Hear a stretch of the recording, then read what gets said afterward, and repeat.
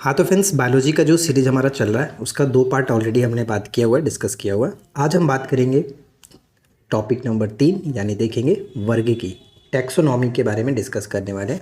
और इसमें बहुत सारी चीज़ें जो दी गई है आपके पेपर के लिए इंपॉर्टेंट है, वो सब कुछ हम यहाँ पे देखने वाले हैं। जैसे कि मोनेरा जगत, पादप जगत, जंतु जगत, और इनके जंतु जगत के अंतर्गत जो भी संघ पोरीफेरा आता है, यहाँ पे प्रोटोजोआ आता है। इसमें बहुत सारी चीज़ें जो है हम उस सब कुछ देखने वाले हैं। उनसे जुड़ी जो भी चीज़ें दी गई हैं वो सब कुछ हम लोग इस वीडियो में कवर करेंगे।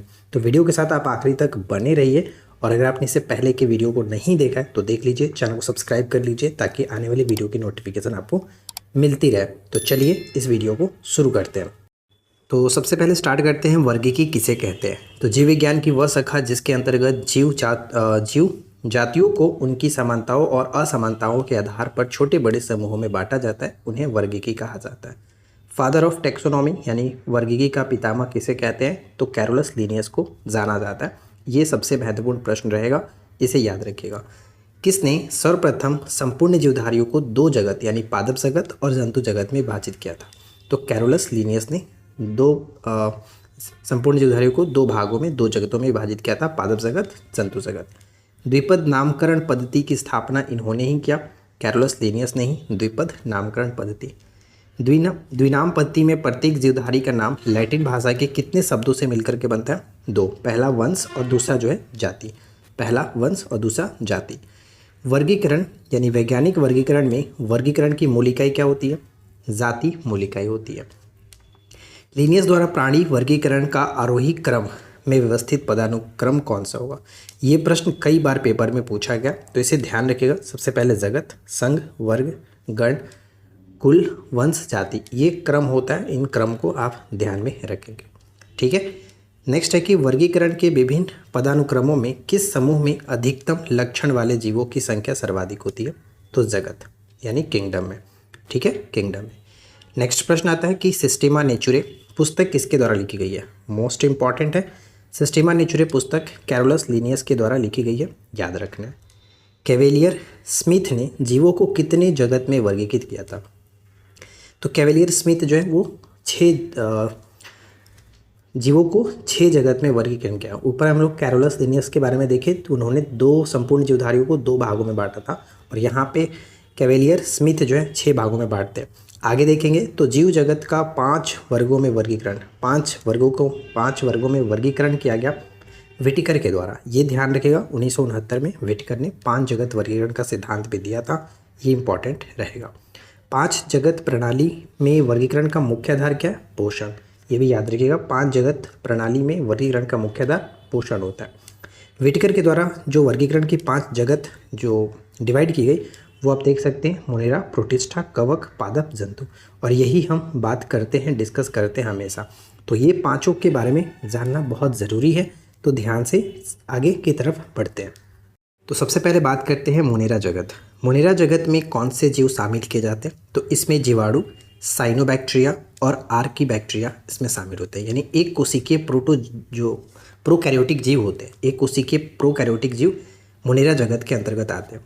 तो 2 तरह से पूछा जा सकता है कि एक कोशिकीय प्रोकैरियोटिक जीव किसके अंतर्गत रखा जाता है, मोनेरा के अंतर्गत। या फिर आपसे पूछा है कि साइनोबैक्टीरिया या फिर आर्कीबैक्टीरिया जीवाणु किसके अंतर्गत आते हैं, ये मोनेरा के अंतर्गत आते हैं, ठीक है। किस जगत से संबंधित जीवों की कोशिकाओं में नाभिकीय झिल्ली अनुपस्थित होती है, तो अनुपस्थित होती है मोनेरा में। जीवाणु किस समूह में आते हैं, तो यहाँ पे हमने देख ही लिया कि जीवाणु जो है मोनेरा के अंतर्गत आते हैं। इसके बाद देखेंगे जीवाणु क्या है, तो सबसे सरल, अति सूक्ष्म, एक कोशिकीय आद्य जीव होते हैं जीवाणु, और ये मोनेरा के अंतर्गत आते हैं। पोषण के आधार पर जीवाणु कितने प्रकार के होते हैं, 2 प्रकार के। पोषण के आधार पर जीवाणु को 2 भागों में, स्वपोषी, परपोषी, ठीक है। ग्राम पॉजिटिव एवं ग्राम निगेटिव बैक्टीरिया के अंतर के लिए कौन उत्तरदायी होता है, तो कोशिका दीवार इनके लिए उत्तरदायी होता है। यानी ग्राम पॉजिटिव और ग्राम निगेटिव बैक्टीरिया में जो अंतर होता है वो कोशिका दीवार के कारण हो पाता है। अब नेक्स्ट आता है हमारा प्रोटिस्टा जगत। तो देखिए प्रोटिस्टा जगत में क्या है, प्रोटिस्टा जगत में किसे शामिल किया जाता है, तो एक कोशिकीय यूकैरियोटिक जीवों को। ऊपर में हमने देखा था कि एक कोशिकीय प्रोकैरियोटिक जो जीव होते हैं वो मोनेरा के अंतर्गत आते हैं, जबकि एक कोशिकीय यूकैरियोटिक प्रोटिस्टा के अंतर्गत आते हैं। शैवाल किस समूह में आते हैं, तो शैवाल यहाँ पे प्रोटिस्टा में आएगा। शैवालों के अध्ययन को हमने कल की वीडियो में हम सब डिस्कस किए थे, अध्ययन जितने भी थे वो हम फाइकोलॉजी देख चुके थे। नेक्स्ट आता है कि शैवालों में उपस्थित वर्णकों के आधार पर शैवालों को कितने भागों में यानी कितने वर्गों में विभाजित किया जाता है। तो शैवालों में उपस्थित वर्णकों के आधार पर देखिए, ये प्रश्न कई बार पूछा जाता है कि लाल शैवाल को किस नाम से जानता है, रोडोफाइसी। कई बार पेपर में हमने देखा है इसको। हरा शैवाल क्लोरोफाइसी होता है और भूरा शैवाल जो है वो फियोफाइसी। ये तीनों याद रखेगा, खास करके रोडोफाइसी कई बार पूछा गया कि लाल शैवाल को क्या कहते हैं, रोडोफाइसी। ठीक है, यानी वर्णकों के आधार पर, रंगों के आधार पर शैवालों को 3 भागों में बांटा जाता है और ये 3 नाम आप यहाँ पे देख सकते हैं, क्लोरोफाइसी, रोडोफाइसी, फियोफाइसी। राइट। इसके बाद हम नेक्स्ट देखेंगे क्लेमिडोमोनास किस जगत से संबंधित है। तो क्लेमिडोमोनास का संबंध प्रोटिस्टा से होता है। पादप और जंतु के बीच स्थित युगलिना किस जगत में आता है। तो युगलिना जो है वो प्रोटिस्टा के अंतर्गत आ जाता है, यानी पादप और जंतु के बीच के कड़ी के रूप में माना जाता है युगलिना को, और इसे हरा शैवाल भी कहा जाता है और ये प्रोटिस्टा के अंतर्गत आता है। एक कोशिकीय यूकैरियोटिक सुकेंद्रित प्रकाश संश्लेषी जीव किस जगत के अंतर्गत आते हैं। तो प्रोटिस्टा के अंतर्गत आते हैं। अब यहाँ पे एक कोशिकीय कह रहा है तो एक कोशिकीय के साथ यूकैरियोटिक लगा होना चाहिए, क्योंकि एक कोशिकीय प्रोकैरियोटिक कहेगा तो फिर वो मोनेरा के अंतर्गत आ जाएगा। ये चीज़ ध्यान में रखना है। अगला प्रश्न आता है कि किस समूह के जीवों का डूबने से हुई मृत्यु का पता लगाने में महत्व है, यानी किस समूह के जीवों का डूबने से हुई मृत्यु का पता लगाने में महत्व है। तो यानी डायटम, ये चीज़ ध्यान रखेगा, लासुइन, डायटम लासुइन 350। अब आता है हमारा कवक जगत। तो कवक जगत में किसे शामिल किया जाता है। तो यूकैरियोटिक तथा परिपोषित जीवों को शामिल किया जाता है कवक के अंतर्गत। कवक क्या होते हैं, तो परपोषी होते हैं, हेट्रोफिक होते हैं कवक, परपोषी। कवक क्या है, तो पर्ण हरिम रहित, संवहन उत्तक रहित थैलोफाइट्स होते हैं कवक एक तरह का थैलोफाइट्स के अंतर्गत आता है। कवकों का अध्ययन माइकोलॉजी कहलाता है। कवकों की कोशिका भित्ति किसकी बनी होती है, काइटिन की बनी होती है। और ये प्रश्न हमने कई बार आपको बताया कि ध्यान में रखिएगा, कवकों की कोशिका भित्ति काइटिन की बनी होती है, जबकि शैवालों की कोशिका भित्ति सेलुलोज की बनी होती है। कई बार पेपर में पूछा गया, तो ये ध्यान में रखना है। नेक्स्ट आता है कि कवकों में पोषण किस प्रकार होता है। तो कवकों में पोषण जो होता है वो अवशोषण के द्वारा होता है। अवशोषण के द्वारा खमीर यानी ईस्ट तथा कुकुरमुत्ता या फिर जिसे मशरूम कहते हैं, मशरूम जो है वो एक प्रकार का कवक होता है। नेक्स्ट आता है हमारा पादप जगत में किसे शामिल किया जाता है। तो सभी बहुकोशिकीय जो जीव होते हैं, प्रकाश संश्लेषी जो होते हैं, उत्पादक और स्वपोषी जो जीव होते हैं, ये सभी पादप जगत के अंतर्गत आते हैं। उत्पादक किसे कहते हैं, उत्पादक प्रकाश संश्लेषी हरे पादप को जो अपना भोजन स्वयं बनाते हैं उसे उत्पादक कहा जाता है। ठीक है, ये ध्यान रखिएगा, क्योंकि ये जो पॉइंट आप देख रहे हैं, ये जो वर्ड देख रहे हैं उत्पादक, ये खास करके जब हम इकोलॉजी पढ़ते हैं यानी जो पारिस्थितिकी पढ़ते हैं तो वहाँ पे आपको ये वर्ड बार बार देखने को मिलता है। सजीवी स्वजीवी जो होते हैं क्या कहलाते हैं। तो स्वजीवी उत्पादक होते हैं, यानी कि प्रकाश संश्लेषी हरे पादप जो अपना भोजन स्वयं बनाते हैं उन्हें हम लोग स्वजीवी कह सकते हैं। प्रथम पोषक स्तर के अंतर्गत कौन आते हैं। तो हरित पादप जो है वो प्रथम पोषक स्तर के अंतर्गत आएंगे। तृणभक्षी क्या कहलाते हैं, जो कि शाकाहारी होते हैं। तो प्राथमिक उपभोक्ता कहलाते हैं। उपभोक्ता किसे कहते हैं हम लोग, तो परोपजीवी जो अपना भोजन दूसरे जीव से ग्रहण करता है उसे हम लोग उपभोक्ता कहते हैं, यानी दूसरे पर निर्भर रहता है। परोपजीवी क्या कहलाते हैं, तो उपभोक्ता हो गया।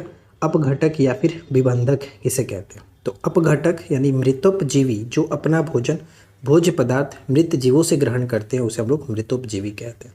ये जो 2-3 वर्ड हमने देखा, उत्पादक, उपभोक्ता, यहाँ पे हमने अपघटक देखा, ये सब हम जब पढ़ेंगे इन्वायरमेंट यानी कि जब पारिस्थितिकी पढ़ते हैं तो वहाँ पे बार बार रिपीट होता है।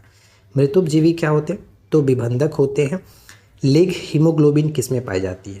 लेग हीमोग्लोबिन लेम्यूम मूल ग्रंथियों में देखने को मिलता है। लेग हीमोग्लोबिन एक प्रकार का प्रोटीन होता है, ये पॉइंट याद रखिएगा। कैनोला मानव उपभोग के लिए उगाई गई विशिष्ट प्रकार की तिलहन सरसों की किस्मों को निर्दिष्ट करता है। इन किस्मों की मुख्य विशेषता क्या होती है, इनके तेल इरूसिक अम्ल की बहुत अल्प मात्रा होती है, यानी इनके तेल में इरूसिक अम्ल की बहुत अल्प मात्रा होती है। कैनोला। ठीक है। मरुस्थलीय पौधों में जड़ तंत्र किस प्रकार के होते हैं? तो काफ़ी लंबे होते हैं। क्यों लंबे होते हैं? क्योंकि पानी की तलाश में ये अपनी जड़ें जो है वो काफ़ी लंबी कर लेते हैं। तो ये चीज़ थोड़ा सा याद रखिएगा क्योंकि ये पूछा भी जाता है। मरुस्थल में फ्रिएटोफाइट मिलते हैं, यानी ऐसे पादप जिनमें कैसी जड़ें होती हैं? तो लंबी 20 से 30 फीट मूसला जड़ होती है। शुष्क जलवायु के भली भांति अनुकूलित पेड़ पौधों को क्या कहते हैं? तो इन्हें हम लोग मरुद्भिद कहते हैं। मरुभूमि के अधिकतर पादप क्या होते हैं? तो मांसल तथा स्थूल होते हैं। मांसल तथा स्थूल होते हैं। मरुस्थल में उगने वाले पौधों को हम लोग ज़ेरोफाइट के नाम से जानते हैं, ये चीज़ ध्यान में रखिएगा। पौधे जो नमक युक्त मिट्टी में उगते हैं उनको क्या कहते हैं? उन्हें हेलोफाइट्स कहते हैं। हेलोफाइट या फिर इनको लवणोद्भिद के नाम से भी जानते हैं। एपीफाइट्स, जिसे हिंदी में अधिपादप कहा जाता है, वे पौधे होते हैं जो अन्य पौधों पर सिर्फ और सिर्फ सपोर्ट के लिए निर्भर रहते हैं, यानी आंतरिक अवलंबन के लिए उस पर निर्भर रहता है। हाइड्रोफाइट्स क्या होता है? हाइड्रो यानी जल इसमें लग गया तो जलोद्भिद हो गया, एक जलीय पौधे को कहा जाता है। जल की अधिकतम मात्रा, ध्यान दीजिएगा, जल की अधिकतम मात्रा जिसकी पौधों को आवश्यकता होती है वह उसे अवशोषण किस माध्यम से करता है? तो जड़ों के बालों से ये अवशोषण करते हैं। पौधों द्वारा ली गई विकर्णीय ऊर्जा कौन सा परिणाम देती है? तो जल का प्रकाश अपघटन। पौधों द्वारा ली गई जो विकर्णीय ऊर्जा होती है कौन सा परिणाम देती है? तो जल का प्रकाश अपघटन। स्थानीय वनस्पति का संग्रह क्या कहलाता है? तो स्थानीय वनस्पति का संग्रह हर्बेरियम कहलाते हैं। हर्बेरियम। स्पंजी टिश्यू यानी स्पंजी उत्तक एक ऐसी गंभीर समस्या है जिसके कारण आम की किस प्रजाति का निर्यात कुप्रभावित हो रहा है? तो अल्फांसो। सबसे पहले तो ये ध्यान रखिएगा कि अल्फांसो जो है, अल्फांसो वो किसकी एक स्पंजी उत्तक होता है, यानी स्पंजी मतलब कि किसका एक किस्म है, बस इतना समझ लो। तो अल्फांसो जो है वो आम का किस्म है, आम की किस्म है। ठीक है, आम की किस्म है। स्पंजी टिश्यू अल्फांसो आम से संबंधित है। चलिए अब हम देखते हैं यहाँ पे जंतु जगत। जंतु जगत अर्थात एनोमेलिया में किसे शामिल किया जाता है? तो सभी बहुकोशिकीय, कशेरुकी और अकशेरुकी जीवों को शामिल किया जाता है। बिना कोशिका भित्ति वाले बहुकोशिकीय प्राणियों को किस समूह के अंतर्गत रखा जाता है? तो एनिमेलिया, यानी कि जंतु जगत एनिमेलिया यहाँ पे हम कह सकते हैं। किसे मेटाजोआ कहा जाता है? तो किसे मेटाजोआ कहा जाता है, ये वर्ड ध्यान रखिएगा, एनिमेलिया को मेटाजोआ कहा जाता है। यानी कि हम जो यहाँ पे एनिमेलिया जो वर्ड यूज़ कर रहे हैं उसे हम लोग मेटाजोआ के नाम से भी जानते हैं। हाइड्रा, जेलीफिश, कृमि, सितारा मछली, सरीसृप, उभयचर पक्षी तथा स्तनधारी जीव किस जगत के अंतर्गत आते हैं? तो ये सभी यहाँ पे हमने जो देखा एनिमेलिया, जिसको हम लोग हिंदी में जंतु जगत के नाम से भी जानते हैं, तो उसी के अंतर्गत ये आता है। अब इनके कई सारे पार्ट्स होते हैं, जैसे कि संघ प्रोटोजोआ। चलिए हम इनको देखते हैं। संघ प्रोटोजोआ, ऑर्थोपोडा, पोरीफेरा, ये सब आप नाम सुने ही होंगे। तो चलिए एक एक करके सबको देखते हैं। प्रोटोजोआ संघ के जंतु किस प्रकार के होते हैं? तो ये एक कोशिकीय होते हैं, सूक्ष्म आकार के होते हैं प्रोटोजोआ संघ के। प्रोटोजोआ संघ के जंतुओं के शरीर पर उत्तक के स्थान पर क्या होता है? तो इनके उत्तक के स्थान पर अंगक होता है, यानी ऑर्गन सेल्स होता है। अमीबा, एंटअमीबा कोलाई, पेरिमीशियम, सेसमेनिया, डोनोवानी किस संघ के अंतर्गत आते हैं? तो ये प्रोटोजोआ के अंतर्गत आते हैं। ध्यान में रखिएगा, पैरामीशियम हो गया, एंटअमीबा कोलाई, अमीबा, ये सब प्रोटोजोआ के अंतर्गत आते हैं।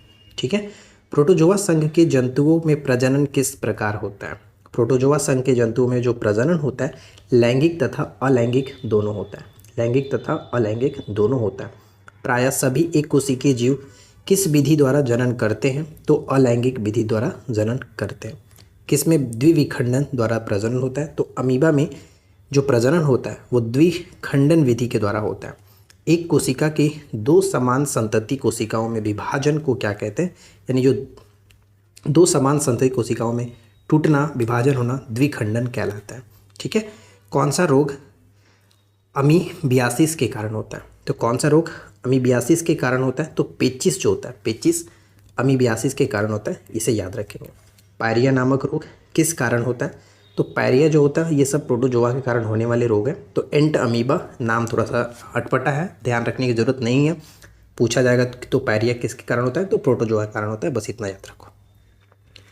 बहुविखंडन द्वारा कौन सा जीव एक साथ अनेक संतति कोशिकाओं में विभाजित होता है?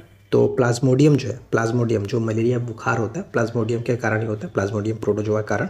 तो इसे ध्यान रखिएगा। जैसे कि देखिए नेक्स्ट क्वेश्चन यहाँ पे आ भी गया, मलेरिया नामक रोग किसके कारण होता है, तो प्लाज्मोडियम के कारण होता है। नेक्स्ट जो प्रश्न दिया गया कि किसका सामान्य नाम स्लीपर जंतुक होता है, किसका सामान्य नाम स्लीपर जंतुक है, तो पैरामीशियम। पैरामीशियम एक प्रकार का प्रोटोजोआ है। किसे हरा प्रोटोजोआ कहा जाता है, तो हरा प्रोटोजोआ जो है यूग्लिना को कहा जाता है। ध्यान में रखिएगा, हरा प्रोटोजोआ यूग्लिना को कहा जाता है। अब नेक्स्ट आता है हमारा संघ पोरीफेरा। तो पोरीफेरा संघ प्राणी किस प्रकार के जीव होते हैं, तो बहुकोशिकीय जलीय जीव होते हैं। यानी पोरीफेरा जो है बहुकोशिकीय तो होते हैं लेकिन ये जलीय जीव होते हैं। ठीक है। किस संघ के प्राणी अगतिशील होते हैं, तो पोरीफेरा के जो प्राणी अगतिशील होते हैं। किस प्राणी संघ के प्राणियों को सामान्यतः स्पंज कहते हैं और वह लवणीय और असममित होते हैं, तो पोरीफेरा यानी ये स्पंज कहते हैं। किस प्राणी संघ के जीव श्वसनी, उत्सर्जक और परिसंचरण वाले अंगों से रहित होते हैं, यानी स्पंज। ठीक है, स्पंज। जीव विज्ञान में स्पंज क्या है, तो एक जंतु होता है। स्पंज एक प्रकार का जंतु होता है जीव विज्ञान की बात करें तो। साइकन, हाम्लोनेमा, स्पंजिला और यूस्पंजिया किस प्राणी संघ के अंतर्गत आते हैं, तो ये पोरीफेरा के अंतर्गत। देखिए अब बात करते हैं यहाँ पे संघ सिलिनटेट्रा। तो संघ सिलिनटेट्रा क्या होती है, तो इस संघ के जंतुओं का जो शरीर होता है वो बहुकोशिकीय अरीय सममित होता है। और अब जो संघ सिलिनटेट्रा है, संघ सिलिनटेट्रा, इसको नया नाम दिया गया है जिसे हम लोग नाइडेरिया कहते हैं। ठीक है, नाइडेरिया, ये ध्यान रखिएगा, नाइडेरिया कहा जाता है। हाइड्रा, जेलीफिश, सी एनीमोन तथा गॉर्गिनिया किस संघ के अंतर्गत आते हैं, तो नाइडेरिया के अंतर्गत यानी कि सिलिनटेट्रा के अंतर्गत आते हैं। किसका शरीर कोशिकाओं की 2 परतों से बना होता है, तो हाइड्रा। हाइड्रा का शरीर कोशिका के 2 परतों से बना होता है। इसके बाद नेक्स्ट देखेंगे, तो सिलिनटेट्रा संघ के जंतुओं में किस प्रकार का प्रजनन होता है, 2 प्रकार का, यानी कि अलैंगिक भी और लैंगिक भी होता है। लैंगिक जनन मुकुलन द्वारा और अलैंगिक जनन मुकुलन द्वारा, लैंगिक जनन पुनर्जनन द्वारा होता है। अब ये प्रश्न तो कई बार पूछा गया है कि हाइड्रा में जो प्रजनन होता है किसके द्वारा होता है, किस तरह होता है, तो मुकुलन के द्वारा होता है। यानी हाइड्रा में जो प्रजनन होता है वो मुकुलन के द्वारा होता है। कई बार ये प्रश्न पूछा गया।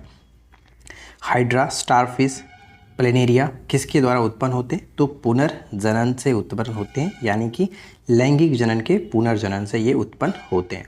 कौन से जीव में रक्त नहीं होता किंतु वे सांस लेते हैं, ये प्रश्न भी आपने कई बार देखा होगा। हाइड्रा सही होगा। हाइड्रा में श्वसन किस प्रकार होता है, तो विसरण के माध्यम से ये श्वसन करते हैं। किस जीव का विकास कलिका द्वारा होता है, तो किस जीव का विकास कलिका द्वारा, तो हाइड्रा का विकास कलिका द्वारा होता है। कौन सा जानवर मुकुलन यानी बडिंग द्वारा पुनरुत्थापित करता है और पुनर्जनन कार्यान्वित कर सकता है, तो ये आपका हाइड्रा ही है। बस इतना याद रखना है कि हाइड्रा का जो प्रजनन होता है वो मुकुलन के द्वारा होता है। जेलीफिश किसे कहते हैं, जो सिलिनटेट्रा संघ का जंतु है, तो आरिलिया। आरिलिया जो है यहाँ पे जेलीफिश यानी कि जेलीफिश किसे कहते हैं, जो सिलिनटेट्रा संघ का जंतु है, आरिलिया। किस जलीय जानवर में पीछे चलने की टेटिकल्स होते हैं, तो जेलीफिश, जेली मछली में। ठीक है, जेलीफिश में। अब यहाँ पे बात करते हैं संघ एनिलिडा के बारे में। तो एनिलिडा संघ के जंतुओं में किस प्रकार का शरीर पाया जाता है, तो खंडित, लंबा एवं क्रीमी के आकार का। एनिलिडा संघ के जंतुओं में किस प्रकार का अंग व अंग तंत्र पाया जाता है, तो पूर्ण विकास होता है। केचुआ, जोक, नेरिस और पॉलीकॉर्डियस किस संघ के अंतर्गत आते हैं, खास करके ये ध्यान रखिएगा, केचुआ, जोक और नेरिस, ये 3 बार हमेशा, यानी तीनों का नाम हमेशा पूछा जाता है, एनिलिडा संघ के अंतर्गत आते हैं। और अभी जिस पोस्ट पे मैं ज्वाइन हूँ उसमें ऑलरेडी ये एनटीपीसी में क्वेश्चंस पूछा गया था, यही कि नेरिस, जोक और केचुआ किसके अंतर्गत आते, तो एनिलिडा के अंतर्गत आता था ऑप्शंस में, तो मैंने इसे टिक किया था। तो ये क्वेश्चंस ऑलरेडी सब पूछे जाते हैं, तो ध्यान में रखना। किस में त्वचीय श्वसन होता है, तो केचुए में त्वचीय श्वसन होता है। केचुए के अग्रभाग पर मुख और क्या होता है, तो परामुख होता है। किसे किसान का मित्र कहते हैं तथा प्रकृति का हलवाहा कहा जाता है, तो ये केचुए को कहा जाता है, ये तो आपको पता ही है।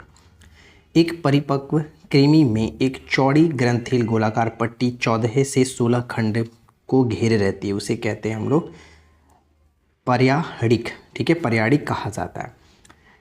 नेक्स्ट आता है कि लाल कृमियों में कौन सी संरचना होती है जो उनका भोजन पीसने में उनकी सहायता करती है, तो पक्वास है, दूसरों की तुलना में कौन बहुत धीरे गुणन करता है? तो कृमि। अब आता है संघ ऑर्थोपोडा, और ये सबसे महत्वपूर्ण होता है, ठीक है, सबसे इम्पॉर्टेंट होता है। जंतुओं का सबसे बड़ा समूह जो है वो ऑर्थोपोडा संघ में ही आता है। लगभग 2/3 जाति पृथ्वी पर किस संघ का है? तो ऑर्थोपोडा का है। ऑर्थोपोडा संघ में लगभग कितनी जातियाँ होती हैं? 9 लाख से अधिक जातियाँ होती हैं। ये नॉलेज के लिए इंपॉर्टेंट है, पहला पॉइंट जो था वो आपको एग्जाम के लिए ध्यान रखना है, ठीक है। अब यहाँ पे आप इसको चाहो तो पढ़ लेना। ऑर्थोपोडा संघ के जंतुओं में किस प्रकार का शरीर पाया जाता है? तो खंड युक्त त्रिस्तरीय शरीर, इनमें शरीर पाया जाता है। ऑर्थोपोडा संघ के जंतुओं में किस प्रकार का तंत्रिका तंत्र पाया जाता है? तो पूर्ण विकसित, ठीक है, पूर्ण विकसित तंत्रिका तंत्र पाया जाता है। अधिकांश कीट श्वसन करते हैं वाक तंत्र से, ठीक है, वाक तंत्र से। ऑर्थोपोडा जिनका पैर आप यहाँ पे देखोगे जुड़ा रहता है, आप उनको आराम से देख सकते हो, जैसे कि मक्खी, मकड़ी, झींगा, ये सब का आप देखते हो तो उनका लगता है कि शरीर के साथ पैर उनका जुड़ा हुआ रहता है, ऑर्थोपोडा, ठीक है। अब यहाँ पे हम नेक्स्ट आते हैं, देखेंगे कि ऑर्थोपोडा संघ के जंतुओं में किस प्रकार का निषेचन पाया जाता है? तो आंतरिक एवं बाह्य दोनों प्रकार का निषेचन इसमें होता है। किस संघ से संबंधित जंतुओं में जोड़ों में पैर पाए जाते हैं? तो अभी जस्ट मैंने आपको बताया ऑर्थोपोडा। मक्खी, मच्छर, बिच्छू, तिलचट्टा, मधुमक्खी, किलनी, केकड़ा, झींगा, टिड्डा, मकड़ी और गोजर किस संघ से अंतर्गत आते हैं? तो ये ऑर्थोपोडा के अंतर्गत आते हैं, ठीक है। मधुमक्खी कॉलोनी के सदस्य एक दूसरे को किस प्रकार पहचानते हैं? तो गंध से पहचानते हैं। बारूदी सुरंगों का पता लगाने में उपयोगी होती हैं मधुमक्खी। मधुमक्खी की औसत गति सामान्यतः 21 किलोमीटर प्रति घंटा 15 मील प्रति घंटा होता है। जुगनू क्या होता है? तो एक कीट होते हैं। फेरोमोन्स सामान्यतः किसके द्वारा उत्पन्न होते हैं? तो कीटों के द्वारा होते हैं। कीटों में पाए जाने वाले श्वसन अंग को हम लोग श्वास नली कहते हैं, श्वास नली। तिलचट्टा के शरीर में वायु किस अंग में प्रवेश करती है? तो श्वास रंध्रों से प्रवेश करता है। खुला नाड़ी तंत्र किस में पाया जाता है? कॉकरोच में। किस जीव का रक्त सफ़ेद होता है? तो तिलचट्टा का। तिलचट्टा का उत्सर्जन अंग क्या होता है? तो मल्पीघियन नलिकाएं, मल्पीघियन नलिकाएं होती हैं। चींटियां किस वर्ग में वर्ग की प्राणी है? तो इंसेक्ट वर्ग की, ठीक है, संघ ऑर्थोपोडा के अंतर्गत ही आती हैं चींटियां, इंसेक्ट वर्ग की। जब चींटियां काटती है तो वे क्या अंतःक्षेपित करती हैं? तो फॉर्मिक अम्ल। चींटी का डंक हो, बिच्छू का डंक हो, इन सभी में क्या होता है? फॉर्मिक अम्ल होता है, जिसे हम लोग मेथनोइक अम्ल के नाम से भी जानते हैं। किसका मस्तिष्क उनके शरीर के अनुपात से बड़ा होता है? तो चींटी का शरीर उनके ही शरीर के अनुपात से बड़ा होता है। नेक्स्ट है कि दीमक को अन्य किस नाम से जानते हैं? तो दीमक को हम लोग सफ़ेद चींटी भी कहते हैं। मच्छरों के बारे में सही तथ्य: नर मच्छर पौधों का रस चूसते हैं। केवल नदा मच्छर जो होती हैं, केवल मादा जो मच्छर होती है वो रक्त चूसती हैं, ठीक है। रक्त की अपेक्षा मादा की डैने बड़े होते हैं, नर की अपेक्षा मादा की डैने जो होती हैं वो बड़े होती हैं। टीडों के कान कहाँ पर स्थित होते हैं? तो टीडों के कान जो होते हैं वो पेट में स्थित होते हैं। केकड़े के संघ के अंतर्गत, तो ऊपर हमने देखा था ऑर्थोपोडा, झींगा भी ऑर्थोपोडा के अंतर्गत। एक तितली के काया पलट में तीसरा चरण क्या होता है? तो प्यूमा। ये आपको अच्छे से समझना होगा कि किस स्टेज को क्या कहते हैं। नेक्स्ट है कि कीटों से क्या प्राप्त होता है? तो कीटों से हमें शहद, रेशम, लाख, ये सब चीज़ें मिलती हैं। केकड़ा किस वर्ग के अंतर्गत आता है? तो क्रस्टेशिया। उपवर्ग की बात करें तो मैले कोस्ट्रेका, ठीक है, क्रोस्टेका। इसमें इतना अंदर नहीं जाना, बस केकड़ा किस समूह के अंतर्गत है? तो ऑर्थोपोडा के अंतर्गत आता है, यही काम चल जाता है। नेक्स्ट आता है कि मकड़ियाँ किस संघ के अंतर्गत आती हैं? तो ऑर्थोपोडा। मकड़ी, बिच्छू तथा बरूथी किस वर्ग के अंतर्गत आती हैं? तो एरकिंडा। मकड़ियाँ प्राणी वर्गीकरण के किस समूह के अंतर्गत आती हैं? तो एरकेंडिस, ठीक है, एरकेंडिस। मकड़ियों में कितनी जोड़ी टांगें होती हैं? 4 जोड़ी। मकड़ी कीट से भिन्न होती हैं क्योंकि मकड़ी में क्या होता है? 8 टांगे होता है, ठीक है, ये चीज़ ध्यान रखिएगा। देखिए नेक्स्ट आता है कि मकड़ियों द्वारा उत्पादित रेशम क्या कहलाता है? तो गॉसमिर रेशम कहलाता है। ये एक बार यूपीपीसीएस में पूछा गया था क्वेश्चंस, गॉसमिर रेशम, ठीक है। मकड़ियों द्वारा उत्पादित रेशम को हम लोग गॉसमिर रेशम कहते हैं। किस प्रकार के जीव में वह घटना पाई जाती है जिसमें मादा मैथुनोप्रांत नर को मार देती है? तो वो आपका मकड़ी होगा। डैडी लॉन्ग लेग्स किसका उपनाम है? डैडी लॉन्ग लेग्स जो है वो सेलर मकड़ी का नाम होता है। टीक और माइट वास्तव में क्या होते हैं? तो मकड़ी वंशी होते हैं, मकड़ी वंशी। संघ मोलास्का ये भी इंपॉर्टेंट है, जैसे ऑर्थोपोडा इंपॉर्टेंट है उस तरह से मोलास्का भी याद रखिएगा। ऑर्थोपोडा के बाद अकोसेरुकी जीवों का दूसरा सबसे बड़ा जो समूह है, संघ है, वो मोलास्का है। मोलास्का संघ के जंतुओं को मोलास्का क्यों कहते हैं? तो शरीर कोमल होने के कारण कहा जाता है। किसका शरीर प्राय एक कवच से ढका होता है? तो मोलास्का संघ के जंतुओं का जो शरीर है वो एक कवच से ढका होता है। नेक्स्ट है कि मोलास्का संघ में किस प्रकार का परिसंचरण तंत्र पाया जाता है? तो यहाँ पे आप कहेंगे कि विकसित प्रकार का परिसंचरण तंत्र इनमें हमें देखने को मिलता है। किसके कारण मोलास्का संघ के जंतुओं का रक्त लाल, हरा, नीला या फिर रंगहीन होता है? तो होमोसाइनिन्स, ठीक है, होमोसाइनिन्स के कारण ऐसा होता है। ये प्रश्न पूछे जाने के चांसेस हैं, तो थोड़ा सा इसको अच्छे से ध्यान में रखिएगा। होमोसाइनिन्स के कारण घोंगा, ऑक्टोपस, सीपिया यानी जिसे कटल फिश कहते हैं हम लोग, सीप, काइटन, आइस्टर और नेटिलस किस संघ के अंतर्गत आते हैं? तो मोलास्का के अंतर्गत। इसमें घोंगा, ऑक्टोपस और सीपिया ये तीन इंपॉर्टेंट है, तीनों के नाम याद रखिएगा, मोलास्का के अंतर्गत आएंगे। मोलास्का के मुंह में एक रेत जैसी तेज खाने वाला अंग होता है जिसे कहते हैं हम लोग रेडुला। रेडुला कहा जाता है। कौन सा जीव अपना लिंग बदल सकता है? तो यहाँ पे घोंगा, ध्यान रखिएगा, लिंग बदल सकता है घोंगा, सेल। एक कर्णसीपी क्या होता है? तो एक भक्षणीय समुद्री घोंगा होता है कर्णसीपी। ऑक्टोपस क्या? तो ऑक्टोपस एक मृदुकवची होते हैं। ऑक्टोपस को अन्य किस नाम से जानते हैं? तो डेविल फिश के नाम से इनको जाना जाता है ऑक्टोपस को। ऑक्टोपस किस संघ के अंतर्गत आता है? मोलास्का के अंतर्गत। ऑक्टोपस का जो खून होता है यानी रक्त होता है वो नीले रंग का होता है। और इसके बाद जब एक कटल फिश यानी सीपिया को एक मोलास्का के रूप में वर्णित किया जाता है तब यह वर्गीकरण किस स्तर में स्थित है? तो संघ के स्तर में स्थिर होता है। आइस्टर की बात करें तो ये मोलास्का के अंतर्गत। मोती किससे प्राप्त होता है? तो पर्ल ओइस्टर से प्राप्त होता है या फिर पिंक टैडा से प्राप्त होता है। सबसे बड़ा अकशेरुकी कौन होता है? तो स्क्विड, यहाँ पे ध्यान रखें, स्क्विड 12 से 14 मीटर ये होता है। नेक्स्ट आता है यहाँ पे मत्स्य वर्ग। तो देखिए मछलियों के हृदय कितने कक्ष होते हैं? ये बहुत बार रिपीट हुआ है। मछलियों के हृदय 2 कक्ष होते हैं। किस वर्ग में 2 कक्ष हृदय और केवल अशुद्ध रक्त पाया जाता है? तो मत्स्य वर्ग में। रेहू के हृदय कितने कक्ष होते हैं? तो 2 होते हैं। यानी जो मछली है तो ये भी अब तक मछली का ही प्रकार है रोहू।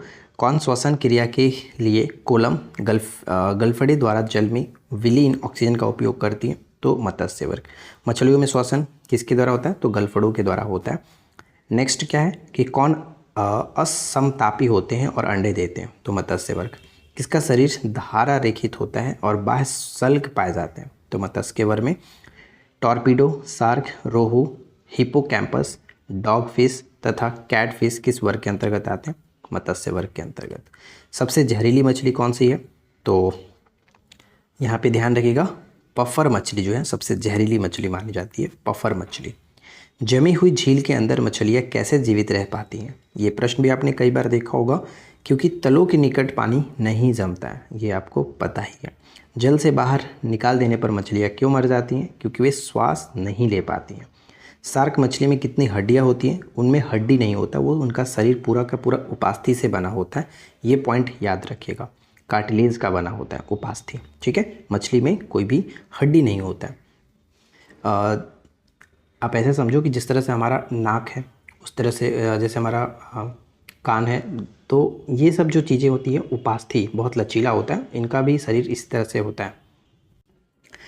डॉग फिश किस वर्ग से संबंधित है? तो मत्स्य वर्ग से। साल्मन क्या है? तो साल्मन एक प्रकार का मछली का प्रकार है और ये बहुत ही जो कि कीमती होती है साल्मन मछली। अस्थिल मछलियों में आमतौर पर क्या विद्यमान होता है? तो वतास है। उपास्थिस में मछलियों में किस प्रकार की निषेचन होता है? तो आंतरिक निषेचन। कौन सा एक वास्तविक मछली होती है? तो कैटफिश एक वास्तविक मछली होती है।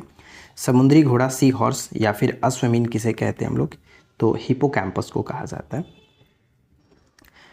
मछलियों के नाम वाले कौन से जंतु मछली नहीं है? यानी मछलियों के नाम तो इसमें रहता है जैसे फिश, लेकिन वो मछली नहीं होते। तो star fish, jelly fish, silver fish, cuttle fish, Hague fish, devil fish और क्रेफिश। तो ये नाम आप देखते हैं फिश रहता है, लेकिन वो वास्तव में मछली नहीं होती हैं। अब नेक्स्ट आता है हमारा उभयचर वर्ग, ये इंपॉर्टेंट रहेगा। किस वर्ग के जीव जल व थल दोनों जगह पाए जाते हैं? तो उभयचर वर्ग जो होते हैं वो जल में भी रह सकते हैं, थल में भी रह सकते हैं। एम्फीबिया का मतलब भी वही हुआ कि जल और स्थल दोनों पर रह सकने वाले जो जंतु होते हैं उनको हम लोग एम्फीबिया कहते हैं। उभयचर वर्ग में लगभग कितनी जातियाँ होती हैं? तो 3000। उभयचर वर्ग के जीवों का हृदय कितने कक्षीय होता है? तो 3 कक्षीय होता है। जैसे मछली में 2 कक्षीय हमने देखा, तो उभयचर में 3 कक्षीय होता है, 2 अलिंद और 1 निलय। उभयचर वर्ग के जंतु किस प्रकार के होते हैं? तो अनियत तापी होते हैं, अनियत तापी। किसमें प्रायः शीत या फिर ग्रीष्म निष्क्रियता पाई जाती है? उभयचर वर्ग में। किस वर्ग के जंतुओं के शरीर पर सल्क, बाल और पंख नहीं होते हैं?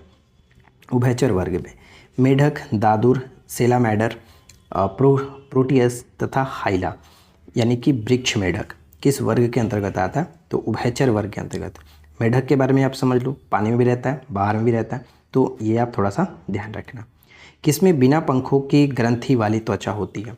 बिना पंखों वाली ग्रंथि वाली त्वचा उभयचर में। किस वर्ग के प्राणियों में श्वसन गलफड़ अथवा फेफड़ों दोनों द्वारा होता है? जैसे फेफड़ों के द्वारा हम लोग करते हैं, गलफड़ के द्वारा जैसे कि आपको पता ही है कि मछली श्वास लेती है, तो ये उभयचर में भी कुछ कुछ होते हैं।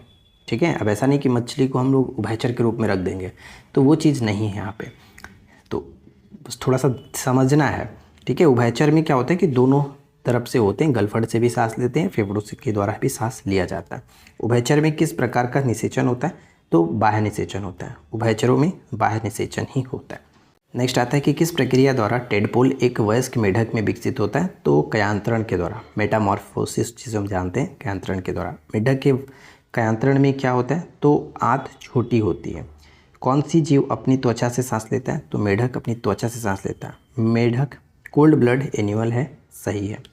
ठीक है, यानी कि अनियत तापी होता है। नेक्स्ट आता है हमारा कि सरीसृप वर्ग, रेप्टाइल्स इसको कहते हैं। किस वर्ग के जंतु रेंग कर चलते हैं और अनियत तापी होते हैं? तो सरीसृप वर्ग के। किस वर्ग के जंतुओं में सल्क के साथ शुष्क और ग्रंथि विहीन त्वचा पाई जाती है? तो सरीसृप वर्ग में। इसके बाद नेक्स्ट आता है कि किसकी त्वचा रूखी होती है क्योंकि उसमें तैलीय ग्रंथियाँ नहीं होती हैं? सरीसृप वर्ग में। किसमें अंतः निषेचन होता है तथा अंडे देते हैं? तो सरीसृप वर्ग में अंतः निषेचन होता है और ये अंडे देते हैं। किसमें त्रिकक्षीय हृदय, 2 अलिंद और 1 निलय होता है? तो यानी कि सरीसृप वर्ग में। ठीक है, सरीसृप वर्ग जैसे कि हमने ऊपर में देखा था, उभयचर में भी तो यही कांड होता था ना कि उनमें 2 अलिंद और 1 निलय होता है। तो यहाँ पर भी जैसे सरीसृप भी तो एक तरह से देखे तो उभयचर ही होते हैं। अब सांप को ही ले लो, तो सांप क्या करते हैं? कुछ पानी में भी रहते हैं, कुछ बाहर भी रहते हैं। अब नेक्स्ट आता है कि सर्प, कछुआ, अजगर, छिपकली, मगरमच्छ और घड़ियाल किस वर्ग के अंतर्गत आते हैं? तो ये सरीसृप वर्ग के अंतर्गत। अंडे देने वाली प्राणी क्या है? तो अंडज प्राणी कहते हैं हम लोग, अंडज प्राणी। सेरिया लेसर टाइडी किसका जंतु वैज्ञानिक नाम है? तो छिपकली का। सर्वाधिक दीर्घजीवी प्राणी कौन सा है? तो कछुआ। कौन सा सांप जहरीला नहीं होता है? अजगर। सर्पों की विष ग्रंथियाँ किसके समांग है? तो कशेरुकी प्राणियों की लार ग्रंथियों के समांग ये होता है। सांप के जहरीले विष दंत होते हैं जो किसके रूपांतरण होता है? तो जंबिका दंत, ये ध्यान रखिएगा, पूछा गया है जंबिका दंत। एलापीडीनाजा किसका वैज्ञानिक नाम है? तो कोबरा का। किस एक सर्प का भोज्य मुख्य रूप से अन्य सर्प होता है? तो नागराज का। ठीक है, नागराज, कोबरा सर्प का विष कैसा होता है? तो तंत्रिका वसी होता है, तंत्रिका वसी। किंग कोबरा एकमात्र ऐसा सर्प है जो अपना घोंसला बनाता है। वो अपना घोंसला क्यों बनाता है? तो यह एक अंड प्रजक सर्प है जो घोंसले में अंडे देता है और अंडों से बच्चे निकलने तक घोंसले की पहरेदारी करता है। अब देखिए नेक्स्ट हमारा प्रश्न आता है कि घड़ियाल बहुयात में कहाँ पाए जाते हैं? तो गंगा में, भारत और बांग्लादेश में खास करके घड़ियाल देखने को मिलेगा। मगरमच्छ एक सरीसृप है जिसमें कितने कक्षीय हृदय होता है? तो 4। मगरमच्छ में 4 कक्षीय हृदय होता है। मगरमच्छ के बच्चे को क्या कहा जाता है? तो हैचलिंग कहते हैं। ये ध्यान में रखिएगा, हैचलिंग किसके बच्चे को कहते हैं? तो मगरमच्छ के बच्चे को हैचलिंग कहा जाता है। नेक्स्ट हमारा पक्षी वर्ग आता है कि एविज। एविज में कौन शामिल है? तो पक्षी शामिल है। एविज यानी कि जो पक्षी वर्ग है। पंखों के साथ शुष्क और ग्रंथ विहीन त्वचा पाई जाती है पक्षी में। किसका कंकाल सरंध तथा हल्का होता है? पक्षी का। किस वर्ग के प्राणियों का रक्त गर्म यानी नियत तापी होता है? तो पक्षी वर्ग में। गर्म रुधिर वाले जंतु कौन होते हैं? जो अपने शरीर के तापक्रम को हमेशा एक समान बनाए रखते हैं, उन्हें हम लोग गर्म रुधिर कहते हैं। अगला है कि पक्षियों का हृदय कितना कक्षीय होता है, तो 4 कक्षीय होता है, 2 अलिंद 2 निलय होता है। दुनिया का सबसे छोटा पक्षी कौन सा है, तो हमिंग बर्ड, पीछे की ओर भी ये उड़ता है। किसका तलवार जैसी चोंच उसके शरीर से लंबी होती है, तो हमिंग बर्ड के। पीछे की ओर उड़ सकने वाला एकमात्र पक्षी हमिंग बर्ड। किस पक्षी का अंडा सबसे छोटा होता है, हमिंग बर्ड का। और सबसे बड़ा अंडा है तो हम शुतुरमुर्ग का जानते ही हैं। और सबसे बड़ा अंडा किस पक्षी का होता है, तो शुतुरमुर्ग का। कॉपरस्मिथ बार्बेट क्या है, तो एक प्रकार की पक्षी है। कॉपरस्मिथ बार्बेट है, ठीक है, पक्षी है। वाइट लेग हॉर्न किसकी किस्म है, तो कुक्कुटों की किस्म है। कीवी क्या होती है, तो उड़न असक्षम पक्षी जो केवल न्यूजीलैंड में पाया जाता है। अब देखिए थोड़ा ध्यान दीजिएगा, यहाँ पे स्तनधारी वर्ग यानी मैमल्स के बारे में हम बात करेंगे कि किसका शरीर नियत तापी होता है, स्तनधारियों का। स्तनधारियों का हृदय कितने कक्षीय होता है, तो 4 कक्षीय होता है, 2 अलिंद 2 निलय। किसकी त्वचा में स्वेद और तैल ग्रंथियाँ होती हैं, तो स्तनधारियों में ऐसा होता है। बालों के साथ ग्रंथि वाली त्वचा किस में पाई जाती हैं, स्तनधारियों में पाई जाती हैं। किस वर्ग की मादा में दूध ग्रंथियाँ पाई जाती है, स्तनधारियों में। किस वर्ग के जंतुओं में बाह्य कर्ण पाया जाता है, स्तनधारियों में। और नेक्स्ट आप यहाँ पे देखेंगे कि स्तनधारियों को कितने उपवर्गों में बांटा गया, तो 3 उपवर्गों में, प्रोटोथियम, मेटाथीरिया और प्रोटोथीरिया, मेटाथीरिया और यूथीरिया, ये 3 उपवर्गों में बांटा गया स्तनधारियों को। अब यहाँ पे तीनों वर्गों के बारे में थोड़ा थोड़ा लिखा गया है, तो आप इसको चाहो तो पढ़ सकते हो, ये इतना इंपॉर्टेंट नहीं है। लेकिन एक जो हमेशा पूछा जाता है एकिडीना और प्लैटिपस, इसके बारे में आपको अच्छे से ध्यान में रखना है कि प्रोटोथीरिया वर्ग में कौन आता है जो अंडे देते हैं तथा उसमें कोई लक्षण सरीसृपों के पाए जाते हैं, कई लक्षण सरीसृपों के पाए जाते हैं। तो एकिडीना और प्लैटिपस जो ऐसे स्तनधारी होते हैं जो अंडे देते हैं, ठीक है। तो ये थोड़ा सा आप ध्यान में रखिएगा। और कौन सा स्तनधारी जीव जो अंडे देता है और प्रत्यक्ष बच्चे पैदा नहीं करता है, तो यहाँ पे एकिडीना और प्लैटिपस। तो ये थोड़ा सा आप याद रखना, ये बाकी इतना इसमें इंपॉर्टेंट नहीं है। अब देखिए नेक्स्ट यहाँ पे एक और है कि यूथीरिया जो उपवर्ग था, इसमें किस उपवर्ग में पूर्ण विकसित स्तनधारी आते हैं, तो यूथीरिया वर्ग में। ब्लू व्हेल, डॉल्फिन, सील, ड्यूग, पैंगोलिन, छुछुंदर, चूहा, खरगोश, कुत्ता, हाथी, चमगादड़ तथा मनुष्य किस उपवर्ग में आते हैं, तो ये इसी वर्ग में, यानी मनुष्य को आप जो देखते हैं वो इथुरिया उपवर्ग के अंतर्गत ही आते हैं। स्तनधारियों के जो 3 हमने उपवर्ग देखा उसमें से यहाँ पे यूथीरिया के अंतर्गत ही आते हैं, ठीक है। सबसे बड़ा स्तनपाई जो होता है ब्लू व्हेल है। और व्हेल किस वर्ग का प्राणी है, स्तनपाई वर्ग का। और इसके बाद हम देखेंगे कि डॉल्फिन किस वर्ग में वर्गीकृत किया जाता है, तो स्तनी में वर्गीकृत किया जाता है। पृथ्वी पर सबसे बुद्धिमान स्तनधारी होते हैं डॉल्फिन। डॉल्फिन की सबसे बड़ी प्रजाति का नाम जो है वो आर्का है, जिसे हम लोग किलर व्हेल के नाम से भी जानते हैं, किलर व्हेल। डॉल्फिन के समूह को हम लोग पॉड कहते हैं, ये याद रखिएगा, पॉड कहा जाता है। सील मछली द्वारा किए गए आवाज़ को क्या कहते हैं, बार्क। सील किस जाति की प्राणी है, तो स्तनपाई। और देखिए यहाँ पे इनके सब वैज्ञानिक नाम दिए गए, तो वैज्ञानिक नाम आप चाहो तो आराम से पढ़ लेना, ज़्यादा इसमें कोई दिक्कत नहीं है। पैंथेरा टाइग्रिस खास करके याद रखिएगा, ये बाघ का हमेशा पूछा जाता है। विश्व में सबसे तेज जमीनी जानवर चीता। और चीता का जंतु वैज्ञानिक जो नाम आप यहाँ पे देखिए नाम, वैज्ञानिक नाम हम यहाँ पे थोड़ा सा स्किप करते हैं, आप आराम से पढ़ना चाहो तो पढ़ लेना, PDF में आपको दे दूंगा टेलीग्राम पर।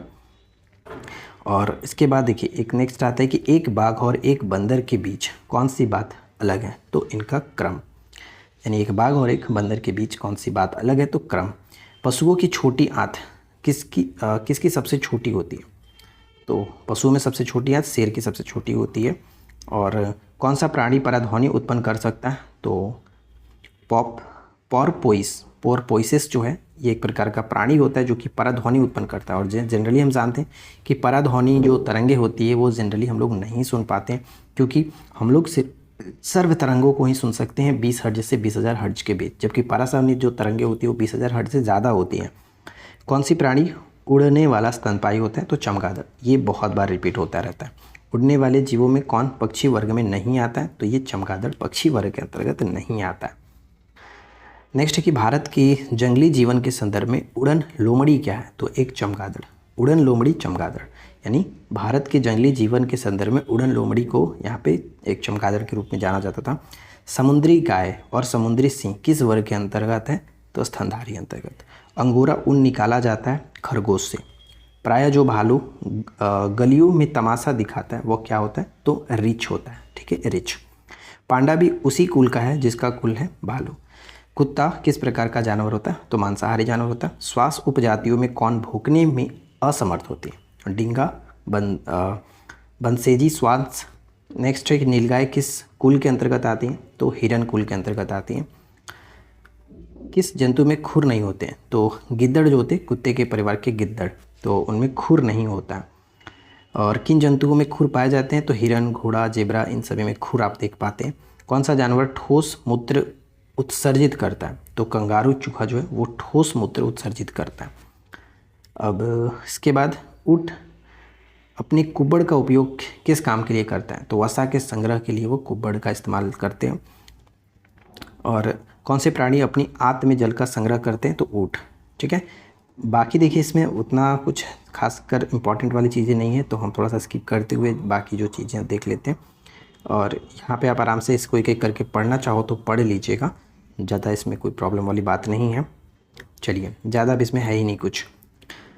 तो आई होप कि फ्रेंड्स आप लोगों को आज का ये टॉपिक जो है वर्गीकी के अंतर्गत हमने बहुत सारी चीज़ों के बारे में देखा।